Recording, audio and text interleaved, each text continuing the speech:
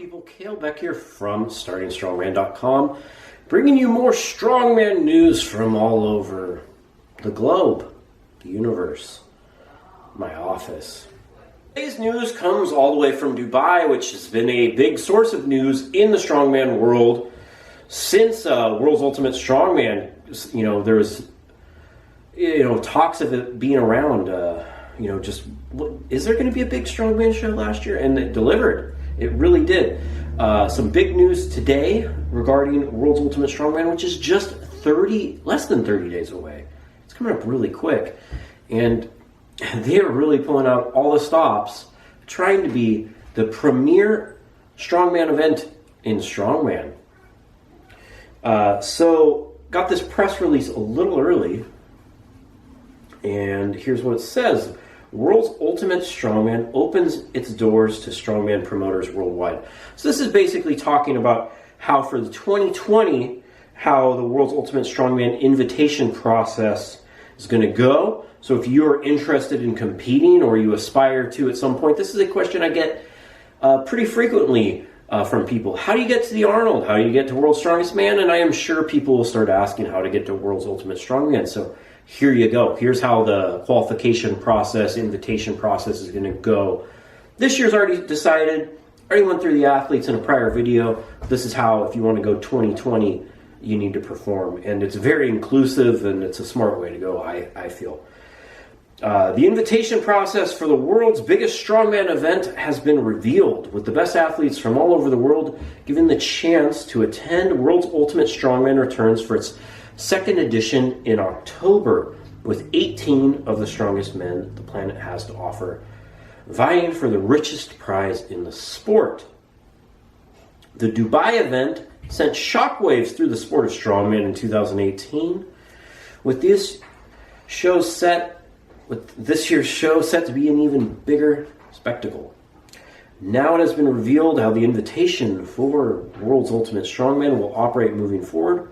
WUS hopes to find the best of the best within each region in order to truly unearth the strongest man in the world. Through a diverse process unseen in the Strongman world, they are targeting the following major Strongman promotions as the invitation process for the World's Ultimate title. I like that, World's Ultimate title. They spun it really well. So this will include the top 15 from World's Ultimate Strongman, so pretty much everyone from the year before. And of course, some of these invitations will end up being redundant. All 10 athletes from the Arnold Strongman Classic in Ohio, so who are the 10 finalists? So the winner of the Arnold Amateur via Strongman Corporation. It says covering the U.S., but that's an international one, but American won it last year, so that if it was this year, it'd be Bobby Thompson, but he's going to be invited anyways because he's in the Arnold finals. So even better incentive to do the Arnold Amateur. I think that's the best path for a pro to go anywhere is to win the Arnold Amateur, but that is no easy feat. Top 3 from Giants Live Europe Strongest Man, covering Europe. The winner of Strongman Champions League Finals, so that's global. Winner of Emirates Strength Middle East Strongest Man, covering the Middle East and Asia.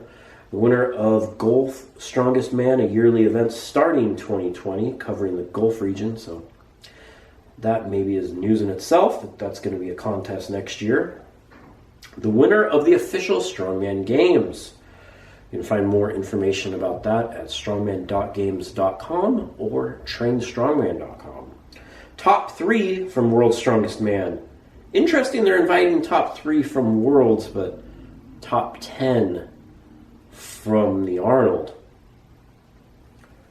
The lineup will create a who's who in the Strongman world and take another step on the way to unifying the Strongman world with athletes for various organizations taking part. The diverse mix of athletes also shows the ongoing commitment WUS has to grow the sport of Strongman, with amateurs set to be represented along with 2 athletes who will qualify courtesy of events in the Middle East. They will come together to compete for the biggest prize pot in the sport, with money and benefits exceeding a whopper whopping $250,000. World's Ultimate Strongman owners explain the reasoning behind the invitation criteria. We want the best athletes from around the world at World's Ultimate Strongman, and for that we can't just focus on a handful of names. We want an event that unifies athletes from all corners of the planet, and the criteria we have put in place will certainly do that. This is not only about showing what the peak of the sport has to offer, but also growing the sport globally. More budding athletes now have several paths to get to WUS, the zenith of strongman contests. You'll see how important this is to us with the inclusion of top amateurs and also the strongest guys from this region, meaning the Middle East. So, some thoughts on this. I think it's exactly what someone should do if they are the startup. They're the new kids on the block. They're not established like World's Strongest Man, the Arnold. They're trying to become what is universally known as the premier event in strongman, and you can't do that by just hand-picking invites. You gotta have everyone, and you have to have something that other people don't have. You see some athletes that kind of just stick towards doing the Arnold qualifiers, which takes up a lot of time to try to qualify for now, because there's no invites given to that. It's 100% qualification based on your performances at the Arnold World Series, which I've covered before. Basically, you have to win one of the 8 Arnolds, or there's accumulate points through the series and get 2 of the wild card spots at the end of the year. World's Strongest Man has the Giants Live Tour and some other system that's not super transparent on how to get there. But for the most part, it's from Giants Live, past last year's finalists, etc. Plus just some other reasons. But I think it's great that they're showing exactly what that is, because I think Worlds has a similar system where they look at like who won Scotland's Strongest Man, who got second here. But to put it all out on paper is the kind of transparency we need in the sport. It's a great move by World's Ultimate Strongman. By the way, if you're going to get tickets, you can save a little bit of money by using code Starting Strongman if you happen to be going all the way to Dubai. It's taking place October 25th, and I will be doing my full preview pretty soon because it's coming up quick and there's a lot to cover. Man, it will be interesting to see how that all goes. So yeah, that's coming up before the Santa Monica qualifier. It's going to be coming up really quick. Some other notes, completely separate. I saw Strongman Corporation posted that the winner of America's Strongest Man will be qualifying for the Arnold Santa Monica, the Arnold Strongman USA as it's called, in January. So that's a good incentive. There hasn't really been, America's Strongest Man hasn't led to anything else, and that's been one of the problems with it. But that's a great move that they're doing that this year, which, it helps some of these, newer pros in America kind of make the next step and get a chance to get on the Arnold, the Arnold World Series, the qualifying tour.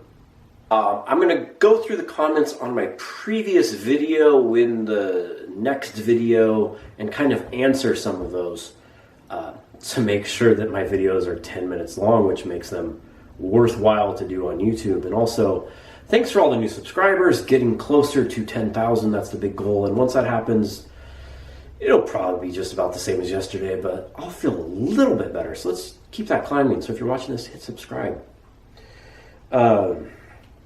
Thanks for the great... Hey, Kale, thanks for the great content. Oh, you're so nice. Thank you. Do you think Martin should try to qualify and compete at the Arnold's Ohio, or take time off from competition and focus on defending his World's Strongest Man title? That's a tough one. I think with the events that we saw last year, which I think will be pretty much the same, including the Husafelt, the stone to shoulder, and the Wheel of Pain, I think Martins has a very good shot at the Arnold, Ohio if he qualifies. Especially, having having touched the wheel pain, being a little bit more familiar with some of this stuff. I think he has a really good shot. It just depends if that nerve damage is bad in his shoulder and they have to press the Austrian oak. I don't think that'll go as well for him as it did last year, where he shocked everyone with his new pressing power. So only he's going to know if he's healthy enough. So that's going to be up to him to be able to tell. Someone's asking explaining how like people grip the figure 8 straps in the middle of it. I'll have to do a video on that. And another question, assuming there's going to be another springy, bouncy spaghetti bar deadlift, I think it's called an elephant bar, and attempt at 501, please can we stop that? Come on, let's do another event. Do you think Kielczkowski has improved his deadlift to the point where he's a contender for overall victory in Ohio when that time comes? Whew, that's tough. I think he was a little injured going into Ohio last year, and he wasn't as strong on events that what you would think he would be good at, like the Wheel of Pain, like the Tombstone. I think he had a knee problem a little bit. So I think if he can win those events, including, and he pretty much has the stone to shoulder in the bag. I think the only person that could contend with him on that is Martins. Then he has 3 event wins. He just needs to I think he needs to get, if he could get 5th or 6th in the deadlift, I think he'd have a chance to win the Arnold, Ohio. Because he can win the overhead. He can win the Wheel of Pain. He can win pretty much every other event.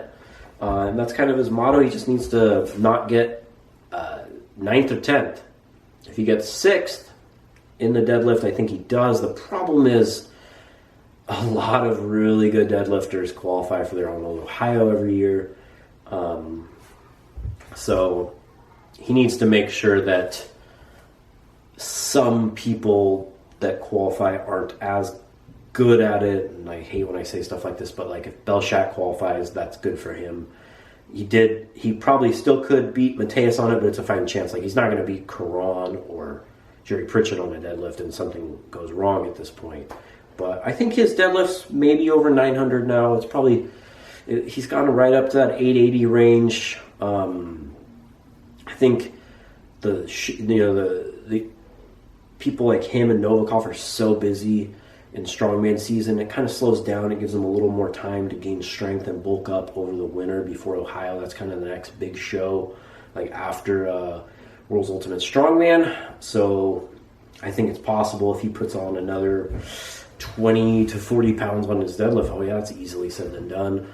And the odds kind of stack up. He's very strategic with his attempts and gets 6th, I think, and does everything else perfect. I think he could win the Arnold, Ohio. Thor is a little unknown. He looks kind of slightly skinny right now. I think he's starting to try and, I've seen other competitors do this. It seems like maybe trying to start a family or something. So we'll see. And, Martins is a little banged up, and those were the main competition last year, for him. So, yeah, it's anyone's game, really. I'm Kalle Beck. Thanks for watching.